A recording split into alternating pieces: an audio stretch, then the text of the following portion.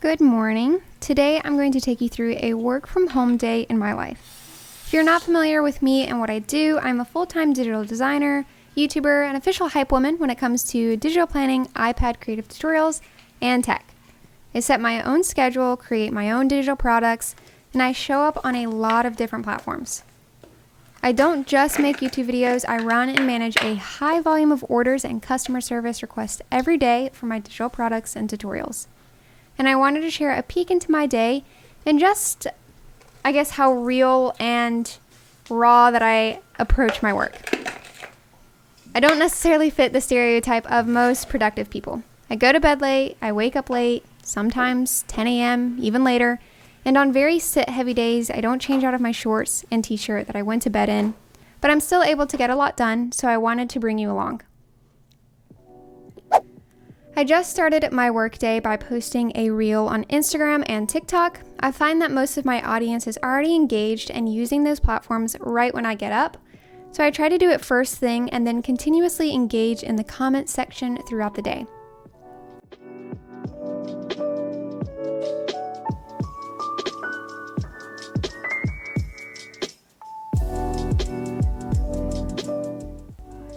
I've been super minimal with my digital planner lately, so I wanted to type up and refine my to-do list for the day with some priority tasks that I wanted to get done.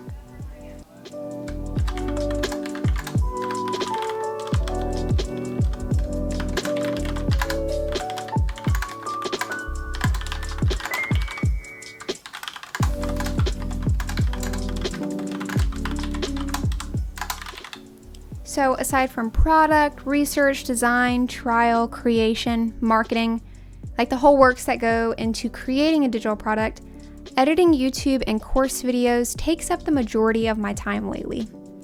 And once I get into the flow of editing, I can honestly sit for hours editing a video until it's done. Since getting the new M1 Pro MacBook, I've been experimenting with the editing process on it, which is why I'm not using my iMac in this. And I will say that I absolutely love the power of the new M1 MacBooks, and I edit using Final Cut Pro.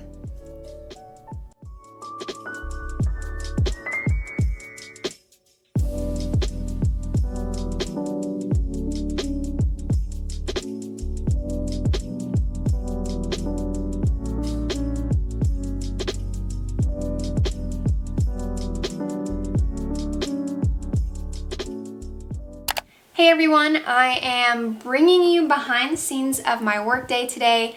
I did want to shout out today's video sponsor, which is Rise. I'll be talking a little bit more about them later and how I'm using them to kind of focus on the day and the tasks at hand and kind of get an overview of my workday at the very end. I just finished editing a bonus video that I'm going to have go live this week. It'll actually be up before this video, so be sure to check out my long-term review of the iPad mini. I'll have that linked in the cards and in the description below if you want to check that out. Got tons of questions about if I'm still using the iPad mini and my thoughts on it this many months later, and so I'm sharing all the details in that video.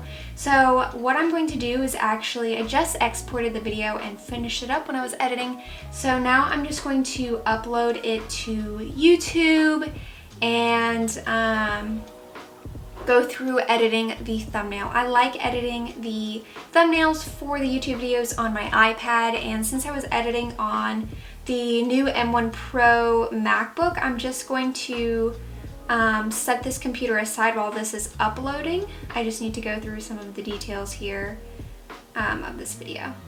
And then I'll take you through how I edit the thumbnails on my iPad. I use a combination of Lightroom and Procreate. So that's a fun time. I'm trying to get a little bit more experimental with my thumbnails so people will want to click on them, but let's get this uploaded. I recommend watching the iPad mini long-term review video if you haven't yet, because there is a cute little cameo at the very end that I think a lot of people will enjoy. So now that we have this uploaded, we are going to move this aside and start editing the thumbnail of that video, and then we can mark this off the to-do list. Okay, so I have Lightroom open, and these are all photos that I took of the iPad mini two days ago, I believe. So I took a bunch of photos, ones that I can use in my feed and then others that I can use for the thumbnail. And I like to take more photos than not enough photos, just so I can have a greater variety to pick from, and if any photos turn out bad, there are some other ones that I can go with. And so I do have presets that I use, but generally I just like to increase the exposure, drop the shadows, drop or increase the contrast depending on the photo itself. So I'm just going to go through these and see what I like with these and what I can get out of a thumbnail that looks interesting.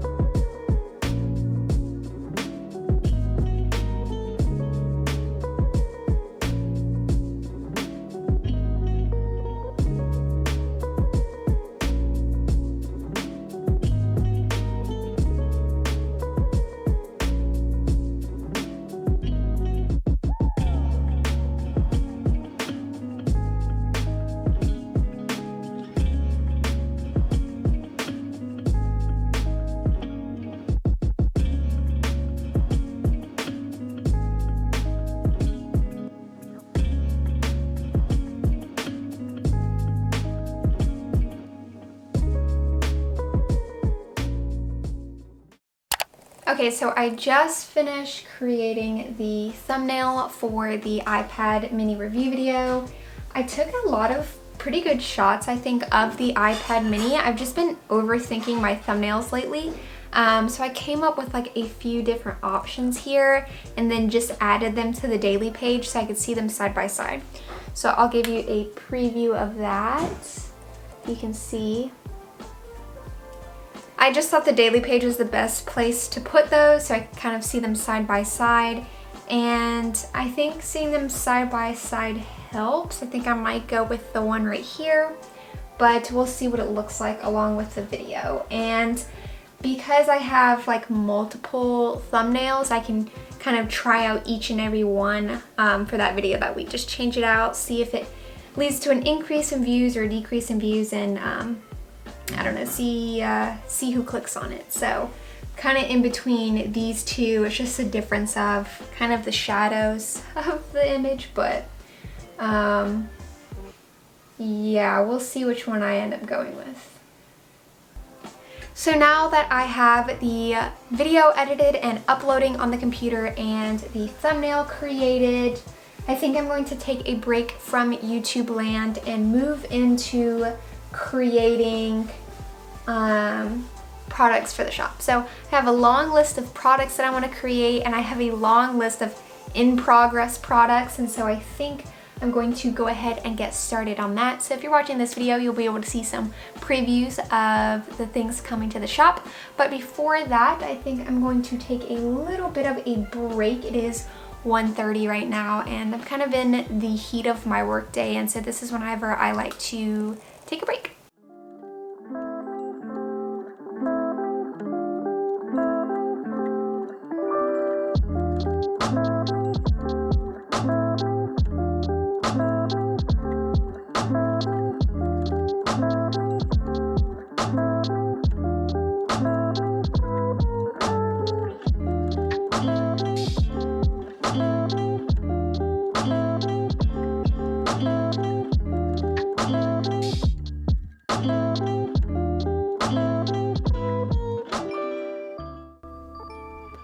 After tidying up my space a bit today and switching up where I sit in the office, I decided to try out this timer when working on my iPad specifically. I have a huge problem of getting so deeply wrapped up in work that I forget to literally look up, eat, take a break, etc., which I find many people have problems with, especially when working from home or with online schooling. So I'm just using this cool timer that I found on Amazon, and I'm actually creating Procreate brushes that will go along with a new Skillshare class that I'm planning. I already have a video on how to create Procreate brushes if you haven't seen it yet, so I'll have that on screen and in the description for you.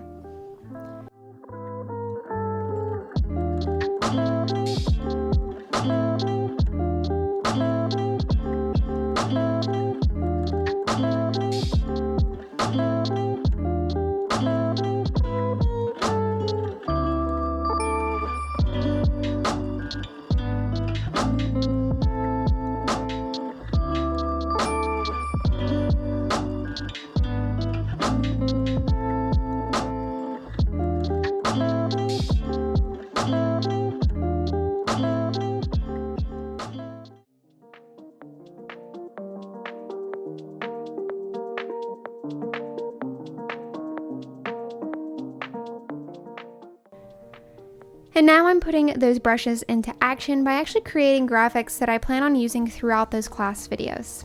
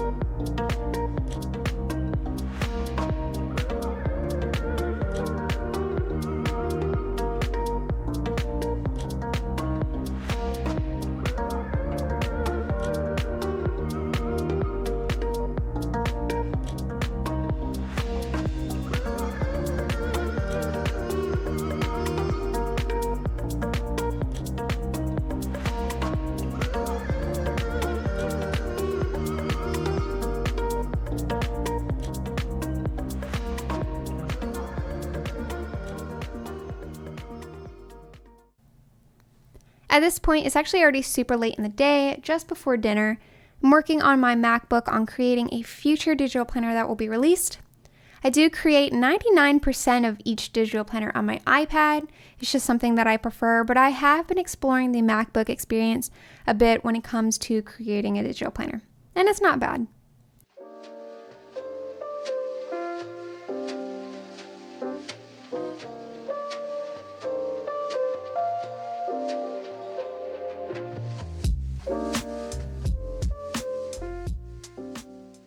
So I actually got a lot done that day. Usually around 5 to 5:30 is when I kind of close things out in the office, leave the office, and stop working on those heavier tasks like video editing or researching and creating digital planners. Occasionally I will work in my bed or in the living room on a few smaller type products like digital stickers and templates and all things like that. But on particularly busy days like that day, I just kind of closed it out and just hung out with you guys on Instagram, TikTok, and Twitter. But I did want to chat about today's video sponsor, which is Rise, and I wanted to share how I was using Rise that day to really stay focused on the task at hand during my working sessions. So while I understand the premise behind why you should be tracking your time, especially when you're working, it allows you to see how much deep work you're able to accomplish and how much of your time was spent actually remedying those annoying pop-ups and notifications that tend to break our focus. However, I have noticed that manually tracking my time, whether it be with a timer or some time tracking app, can be really time consuming throughout the day, especially for someone like me who really likes to switch up between tasks often, so I'm not getting bored and tired and run down of the current project that I'm working on. Sometimes I'll even forget to tap the timer on and off, and so I find that with manual time tracking with certain apps or even like actual timers, that it's really difficult to actually get an insight into where my time went during a working session. The great thing about Rise is that it automatically tracks and categorizes your time across the different apps and programs that you might be using during a normal work session. What I especially like about Rise is the ability to customize your own categories for the sections. So it's really easy to set up your own categories and your own kind of auto rules. And because everything is automatically tracked in Rise, I don't have to worry about stopping and starting a timer and losing a bit of that workday to manually do those inputs. This can be used to prevent burnout and build healthy working habits because you can set up automatic break notifications with Rise. I like being able to use Rise during my working sessions because it gives me better metrics on my day-to-day activity and mileage for my work projects for KDigitalStudio, and helps me assess how I should change the next working session. If you want to try Rise, you can use my code KDigital in the link in the description to be one of the first 1,000 people to get 25% off your first 3 months of Rise to maximize your productivity today. Additionally, Rise offers a 14-day free trial, so you can try it out before buying. I hope you all enjoyed this video. These style videos are honestly incredibly hard to film, so hopefully you enjoy kind of seeing a peek into what a typical work day in my life looks like for KDigitalStudio. If you enjoy seeing videos like this from me and you would like to see more, please give a like to this video and let me know down in the comments. Thanks so much for watching. As always, if you aren't already subscribed, be sure to hit the subscribe button and you can hit the notification bell so you'll never miss a video from me on digital planning, iPad creativity, and tech. Until then, I will see you in my next video. Bye!